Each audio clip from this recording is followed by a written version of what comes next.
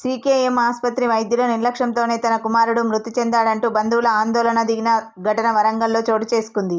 వరంగల్ జిల్లాలోని గీసుకొండ మండలం కొమ్మల గ్రామం గోమియ తాండకు చెందిన సంధ్యా రాజేందర్ దంపతులు ప్రసవం కోసం ఈ నెల 7వ తేదీన సీఎం ఆసుపత్రికి వచ్చారు.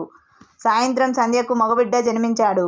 బాబు ఉమ్మనీరు మింగాడని సీకేఎం వైద్యులు మెరుగు వైద్యం కోసం ఎంజీఎం ఆసుపత్రికి తరలించారు. ఎంజీఎం ఆసుపత్రిలో చికిత్స పొందుతూ ఈరోజు ఉదయం బాబు మృతి చెందాడు. సీకేఎం ఆసుపత్రి వైద్యుల నిర్లక్ష్యంతోనే తన కుమారుడు మృతి చెందాడని, సకాలంలో సిజేరియన్ ఆపరేషన్ చేస్తే ఉమ్మనీరు మింగేవాడు కాదని, తన కుమారుడు మృతికి సీకేఎం వైద్యులే కారణమంటూ తనకు న్యాయం చేయాలని బాధితులు డిమాండ్ చేశారు.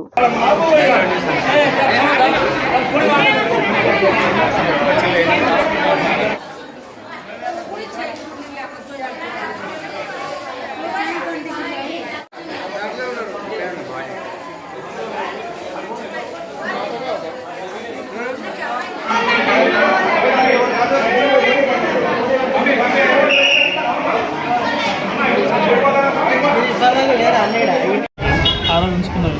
శుక్రవారం 3ంటికి లోపల తీసుకుపోయింది. నార్మల్ చూపిస్తామని ఇంజక్షన్ ఇచ్చింది. శుక్రవారం చేయలేదు. శనివారం మార్నింగ్ దాకా ఉంచాలి, అప్పుడు కూడా చేయలేదు. శనివారం సాయంత్రం ఆపరేషన్ చేసింది. బయటకు వచ్చింది. రాగానే వాళ్ళు ఎంజీఎం పంపించారు. శ్వాస ఆపరేషన్ చెప్పేసి. కాకపోతే అక్కడికి వెళ్ళేసరికి బాగానేమో దొడ్డికి పోయింది, అది లోపలికి కడుపులో పోయింది, లంగ్స్ కలుపుకుందని చెప్పేసి వాళ్ళు అన్నారు.